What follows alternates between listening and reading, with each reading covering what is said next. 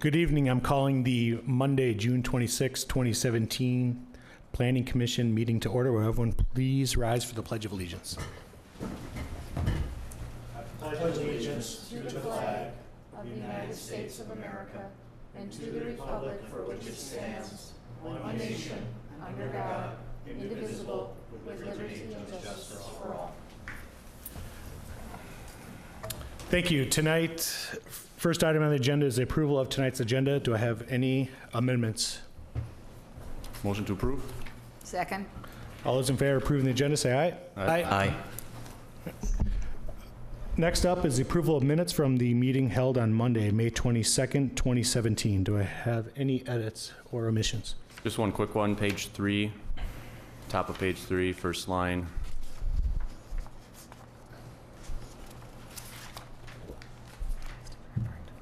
Watke asked if referring to place of worship in schools in the definition, just insert in the purposes section creates confusion. Just insert those two.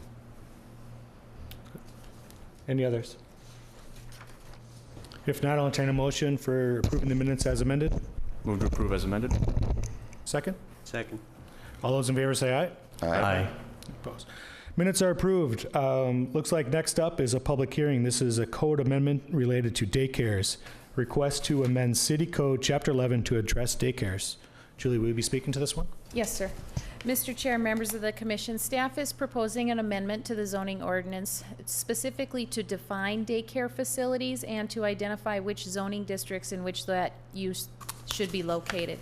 So as of today, obviously there are daycare facilities within the community, and those have been placed largely based on an interpretation of the permitted uses that are currently listed in code, but without a specific definition for that particular use and specificity as a permitted use within zoning districts, there is some ambiguity and some question that comes into play on occasion. So in order to rectify that situation, staff is proposing an amendment to define daycare facilities as well as to list the districts in which it would be a permitted use. So as you can see in your staff report, the definition largely mirrors what is in state statute with regard to daycare facilities.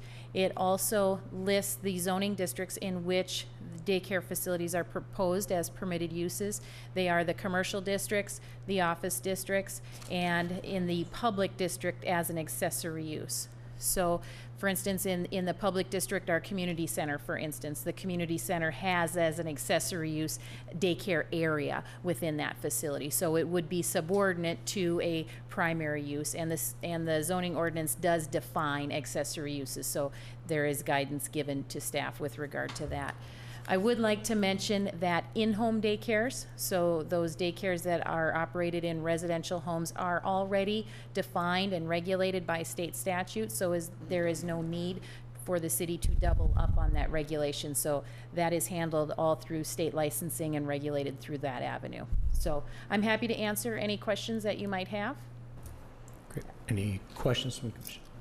Julie, can I ask you one question, please? Just for my own clarification, is there any definition in the standalone daycare in size? Or is it all pretty much under the same? As far as size, when I'm saying that, as far as number of students they have, is there anything that separates a smaller one from a larger one at all?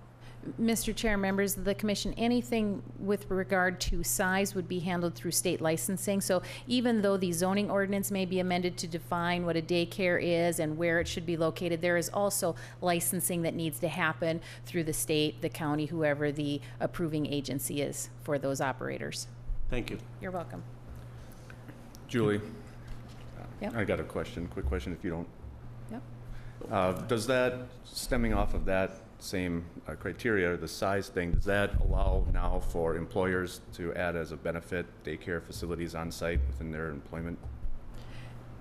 Mr. Chair, members of the commission, the way the code is written, there is a provision in the, for instance, in the industrial or commercial districts, you can have a certain percentage of your space that would allow for an accessory type of use such as a daycare. So there would be an ability through existing code language, which is largely how daycares have been interpreted to be allowed already, in code that would allow say, a large employer like a UHG, Optum type of employer, if they wanted to add an on-site daycare facility.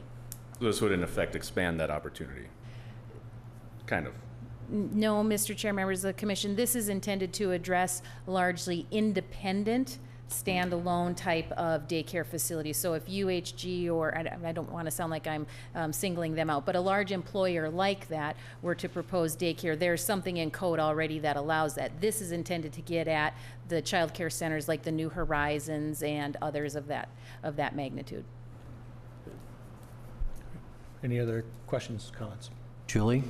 Yeah. Does this code apply to large-scale nursing home nested facilities with adult daycare services?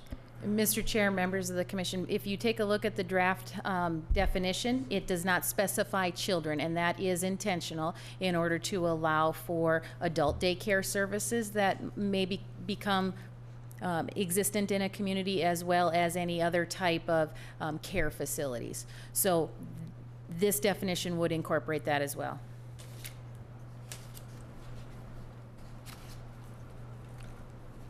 Any other questions or comments? This is a public hearing, so at this time I will ask if anyone wants to come and speak for or against this project. Seeing none. Any other final questions or comments?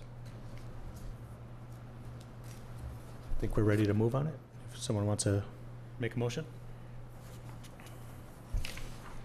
Mr. Chair, I'll make a motion to close the public hearing. Second. All those in favor of closing the public hearing, say aye. Aye. Opposed?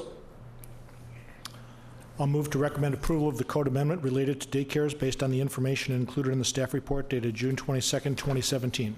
Second. All those in favor of the motion, say aye. Aye. Opposed? Motion passes.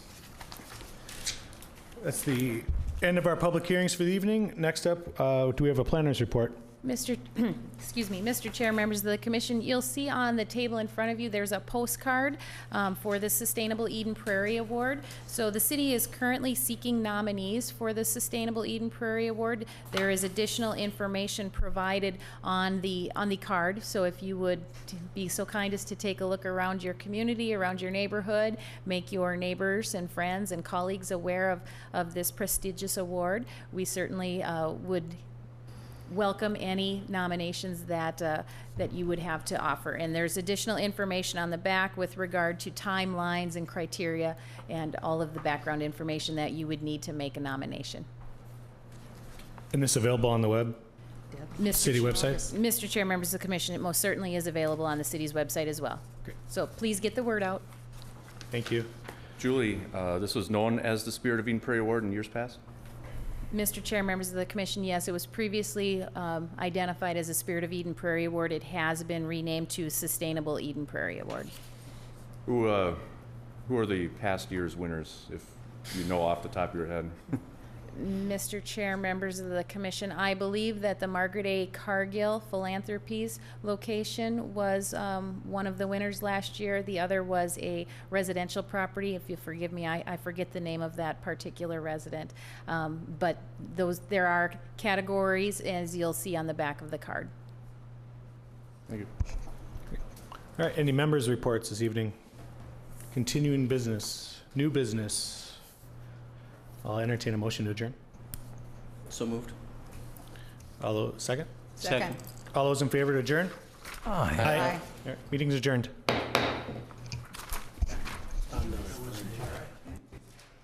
And take care.